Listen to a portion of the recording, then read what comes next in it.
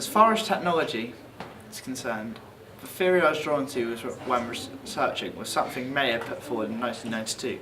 Knowledge is being actively constructed by the individual, and knowing is an adaptive process which organises the individual's experiential world. I feel that I can relate to this statement because throughout the process of planning and constructing my coursework for my foundation portfolio, I feel I have been on an active journey learning and experimenting with new technology. I've really enjoyed this process because I feel that I've been able to gain a number of new knowledgeable skills since starting this work in September.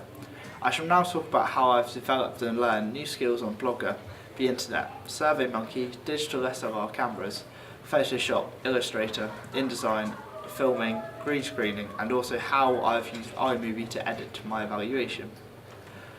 I feel that Blogger has been one of the main sources of new knowledge and experience. With Blogger I've been able to regularly add my planning work and progress in the style of an online blog.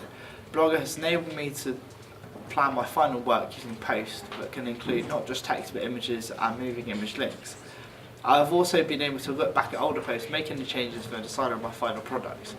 Outside of my portfolio, I've been also using Blogger to start doing my own match reports on college football matches, as I want to go into a career in sports journalism in the future, so I feel Blogger has helped me to potentially set up a new career, as I now have followers who regularly read my posts and will be able to share my football blog link with potential employees and universities.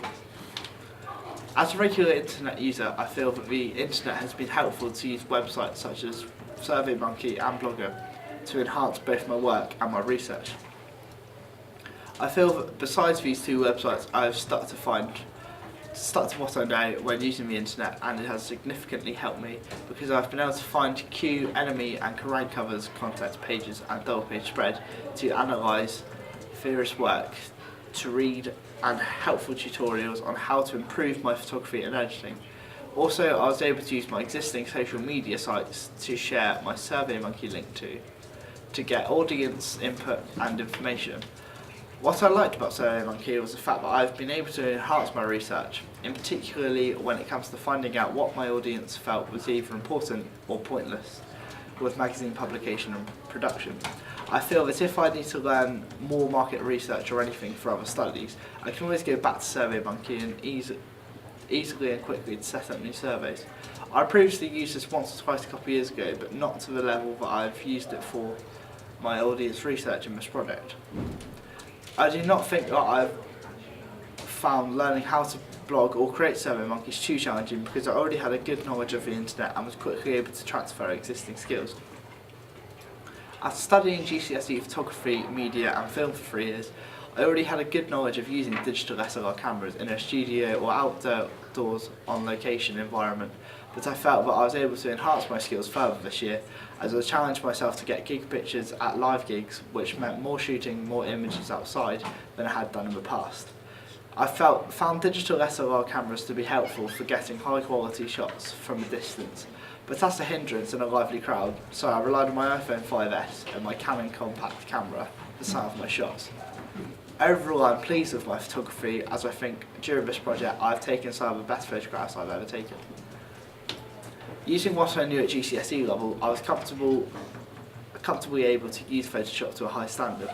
I was able to experiment with tutorials and filters that add various styles to my work that I had not done before, and I think I got quicker at using all the basic tools like the Move, Magic Wand, Brush, Text, Paint Bucket, Zoom, Colour Picker, Marquee, Crop, Lasso, Eraser and Blur tools to make my work look professional.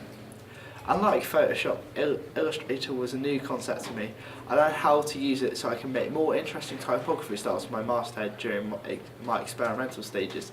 Even when I managed to master the basics, I had to rely on tutorials to guide me, and I think I need a lot more practice using it before I am comfortable with it, as I am with Photoshop. In the end, I preferred the simpler masthead I designed using Photoshop, so I did not use my Illustrator version for anything. Similarly to Illustrator, I was also new to Adobe InDesign. Like Illustrator, I spent a lot of time focusing on tutorials to enhance my knowledge of how to use the program to make my layouts look professional. I used InDesign mostly for my added text and my final products. I felt at ease filming this evaluation as I'm used to talking to YouTube as I make and publish video game videos in my spare time. This makes me comfortable in front of a camera lengthy periods of time. I feel that I can use my YouTube experience to add fluency and completion to my voiceovers. When it comes to filming this, I wanted a professional image quality, so I decided against using the inbuilt camera on the Mac and opted for the Canon 5D. I sat with a blue screen behind me and the camera on a tripod in front of me. As I'm experienced in editing videos, I found it's easy using iMovie. I've used it a lot in GCSE film and media, so it was quick and easy to start using again, even though an update had moved some of the effects. I used iMovie to import the footage I captured on the camera, trim and cut anything I did not want, sort the sound levels and add the images of my work into the blue screen. I then exported as an MP4 file and uploaded the finished evaluation to my YouTube before linking it to my online portfolio blog.